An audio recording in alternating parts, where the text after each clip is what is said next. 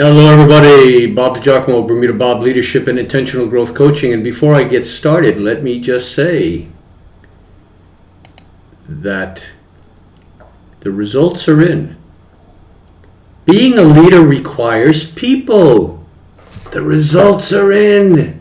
Oh my gosh. How can you be a leader if there are no people? Everything rises and falls on leadership. Leadership is influence, nothing more, nothing less. Leadership is a passion to make a difference with others. Leadership is inspiring others with a vision.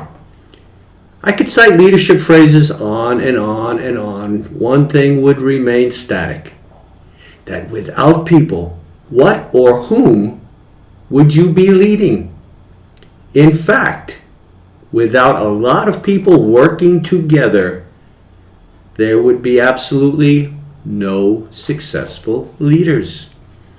You know, some of the great leaders throughout history, such as Caesar, Lincoln, Patton, Churchill, and Gandhi. Now, I don't know if the modern generation has heard of these guys. I hope some history has been studied somewhere along the way of some of the great leaders.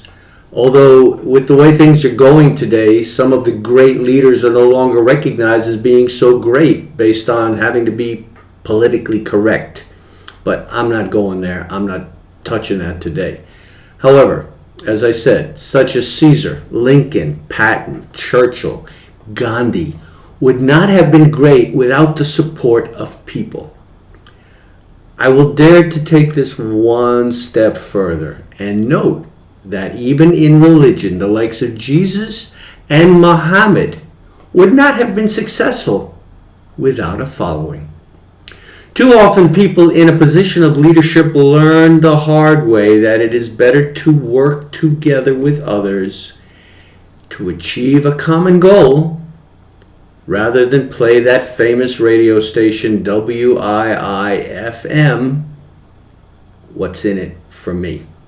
You know, as John Maxwell states in his book, Leadership Gold, and I hope you grab a copy of it. In fact, if you don't have a copy, I would suggest, Amazon.com or Barnes & Noble or whatever.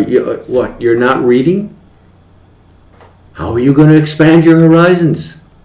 But anyway, you will encounter mentors and supporters who will bring to the table being able to save you leader time. They will add value to you as well as to your team. Now, there are servant leaders. Servant leaders. I can't emphasize enough. Servant leaders that compliment you and have the right attitude and love you unconditionally. And this list can go on. Now, this is all based on the vision that you paint for them. But there's one more step in this journey that I'm going through with you today. It is your ability to learn to say, here it comes, thank you to those who follow you. Oh, you thought that they should just follow you ad nauseum? No. Say thank you to those who follow you. Now I'm going to leave you with some thoughts to ponder if I haven't already left you with enough thoughts to ponder. And I would certainly, again, recommend that you get a copy of John's book, Leadership Gold, to help you to be that eagle. You don't want to be a duck. You don't want to be a chicken. You want to be an eagle. So that you can be what you were meant to be and not some duck. You know, the ducks sit on the pond and underneath the water you don't see what's going on, but there's a lot of stuff going on, but they're not going anywhere. You want to soar. You want to be that eagle. So now is the time to thank those you are mentoring and thank those who are mentoring you, and reflect on how each and every person has contributed to your success.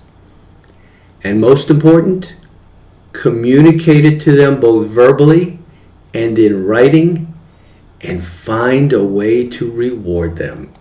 So let me close with my opening line. The results are in. Being a leader requires people.